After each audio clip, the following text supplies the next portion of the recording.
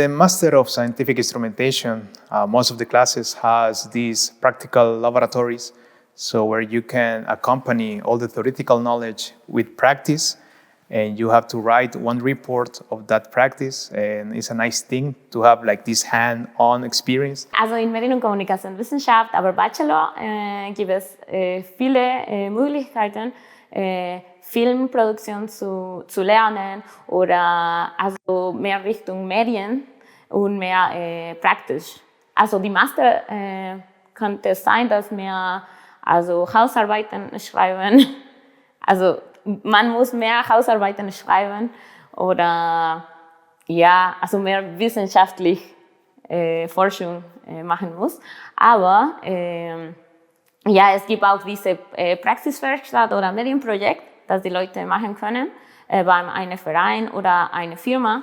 Und man kann auch diese Masterarbeit bei einer Firma machen.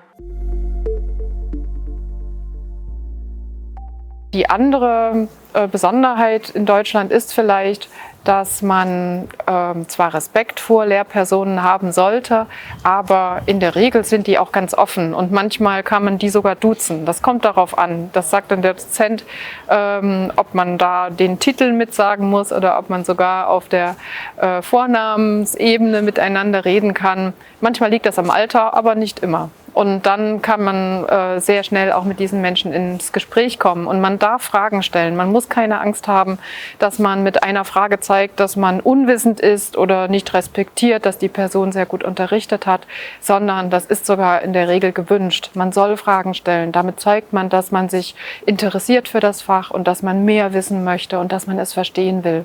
In terms of professors, they're lovely. If you reach out to them for any sort of help, they will be there for you. They will be able to guide you through the process. They will be they will help you with whatever you need over here. So I've had good experiences in terms of teaching culture as well as just having a better relationship with my professors as well. I think it differs from the people and from the atmosphere also.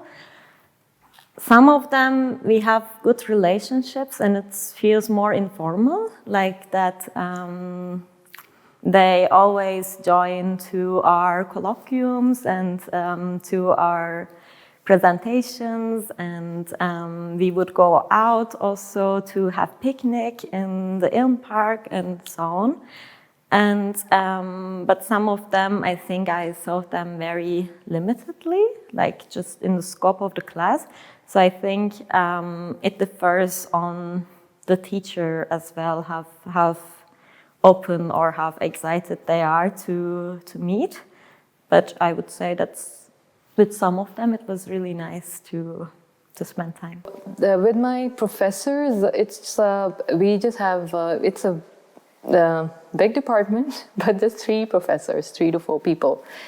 So I can't say that I can get to talk with them on daily basis, or it's very rare that I get to meet them or see them.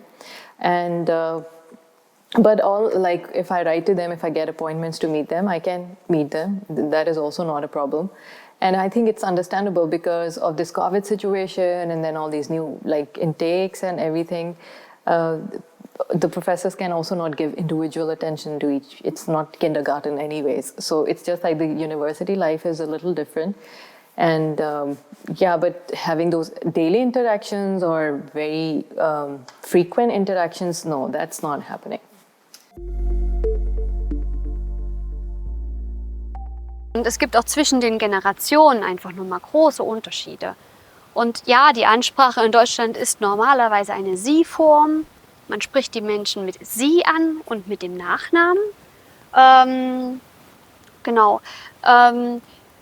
Das ist üblich, der Vorname ist nicht üblich, sodass eben auch die Studierenden immer mit ihrem Nachnamen und Herr oder Frau, Mr., Mrs. angesprochen werden. Das ist auch für die Studierenden häufig ganz ungewohnt, weil sie vielleicht gewöhnt sind, mit dem Vornamen anzusprechen. Aber auch hier gibt es eben Unterschiede.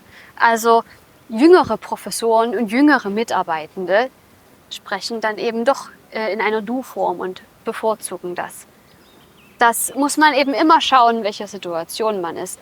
So it depends on the on the people you have around and your disciplines also. It depends on the professor, you have your colleagues, but in general it's safer to start formal, so sitzen in German, so in English it's easier, you don't have this difference. In Staaten würde man einfach als Dozent sagen, ja, hi, ich bin Christian, hi und so weiter, und der Student würde das entsprechend erwidern. Und bei uns ist es halt wirklich immer Herr Professor, Doktor so und so. Wenn man eine E-Mail schreibt, da muss man eben wirklich ganz verstärkt drauf achten. It feels more informal, that you kind of you don't assess them with their last names, or you can say dear blah blah blah or something. So it feels more equal, that you don't put them into this hierarchical level with you. But that also maybe depends on the professors, because sometimes the professors put themselves on a very hierarchical level. But from what I experience, I think even though the people knows a lot of things, you always feel kind of respectful, but you can also assess them informal. In Germany you say aha effect, so the moment where you understand things, and I understood that here is super important to be very linear in scientific way, so very, very precise. Every sentence must be finished and complete and precise, and then you go to the next one. So that was for me a very important understanding for my career in research in Germany. Ja, vielleicht das Studium hier ist weniger schulerisch als zum Beispiel in Spanien bei mir. Und wir arbeiten sehr viel so projektbezogen. Man wählt ein Projektfach oder selbst auch bei Fachmodule. Man beschäftigt sich mit einem Thema, macht Recherche, und dann hat man eigentlich viel Zeit für sich selbst, um sich um ihr eigenes Projekt zu kümmern, und dann ab und zu Konsultationen mit den Dozierenden. Es ist sehr viel selbstständige Arbeit, normalerweise im Projekt, in Gruppen mit anderen Studierenden.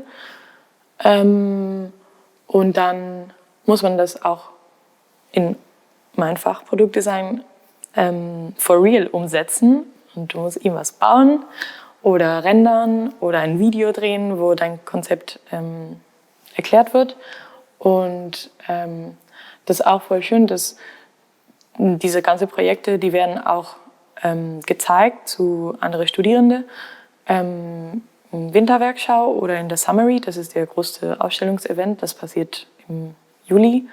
Und da zeigen Menschen ja die Projekte, die im Sommersemester gemacht haben, aber auch manchmal über das ganze Jahr, weil man im Winter nicht so viel Zeit hatte, um das so ordentlich fertig zu machen, und dann wird es in der Summary gezeigt. Das ist eine schöne Zeit, Weimar zu besuchen, auf jeden Fall.